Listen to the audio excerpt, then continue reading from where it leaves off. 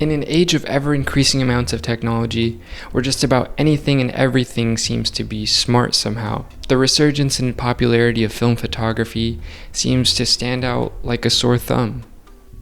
Why would anybody want to opt for the more involved route when they could let sensors and algorithms do all the busy work? The answer, I think, is simplicity and honesty. If you're going to be stuck with a limited number of shots, you've got to be honest with yourself about what your intention is behind each photo. You've got to be honest with yourself about your limitations, about what stories you can and can't tell. With the film camera, you can't instantly review each frame and readjust, aimlessly clicking away at the shutter with the hopes that one of those shots will be the one. Each frame is honest, laying out the bad as much as the good. Your camera's not gonna find the face in the picture and perfectly change the focus.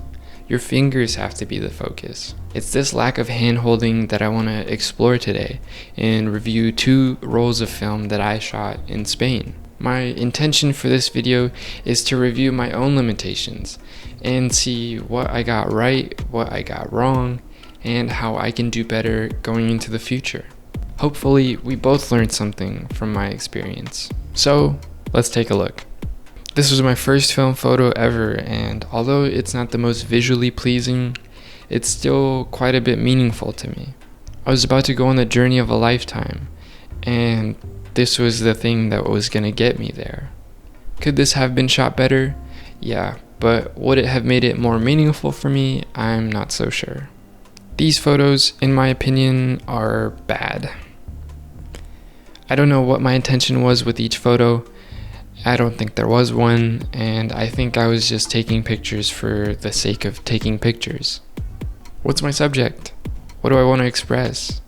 Not only that, but they're kind of touristy. Just pictures of buildings and streets, notable only because they're different from the ones that I normally see.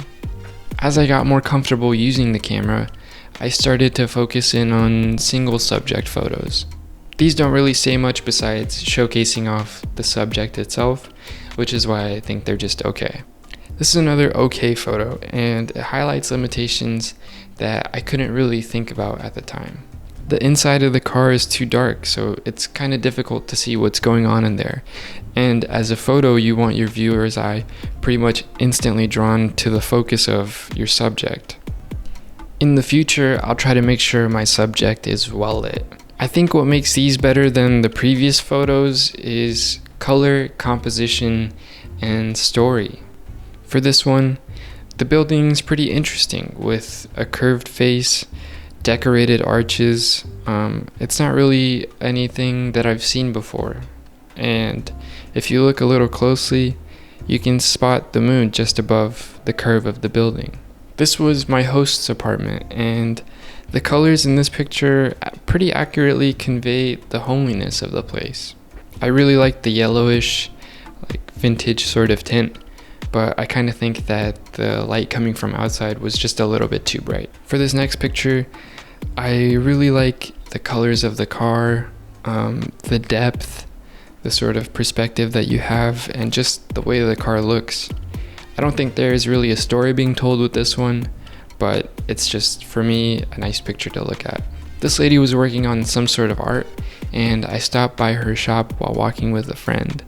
I wish I could have framed her a little better, maybe got more of what she was working on, but I didn't really want to get in there and be sort of a weirdo with a camera. This picture I obviously didn't take, but I think it's a good example of framing and perspective, of getting me low down so that he could get the building in it as well, and I think it just looks cool overall. So these 2 are my favorite photos from the rolls, and I think they express different but equally important values.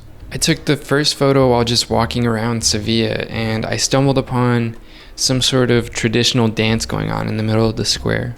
There were too many people for me to get through to the front, but from where I was standing, I could see this guy recording off of his iPhone. I thought it was a really amazing mesh of the old and the new, coming together not to clash with one another, but to embrace each other. The second photo is of my wonderful friend Hannah after we had just left the Alhambra in Granada.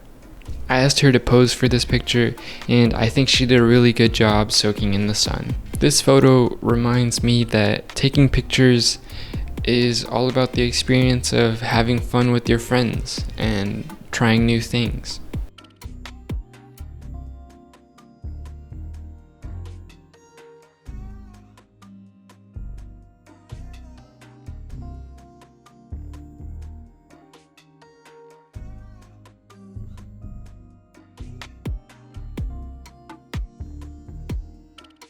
So, what have I learned? I should have a clear focus and subject when I'm taking a picture. I should try not to be too touristy, but at the same time, still take the picture if I think I'll remember it or if it'll be meaningful for me. I should think about what I'm trying to say with each picture. Is there a story I'm trying to tell, or is it just meant to look cool? And to finally stop overthinking it so much and just take the picture. I can't remember how many times I missed out on a good opportunity for a photo because I was worried if it wasn't the best angle or the best lighting or something. I hope that if you're already involved with film photography that you learned something new today, and if you're not, that maybe it piques your interest enough to grab a camera from Goodwill or a thrift shop or some sort of used camera store like I got mine from. That's all I have for you today. I hope you enjoyed it, and I'll see you on the next one.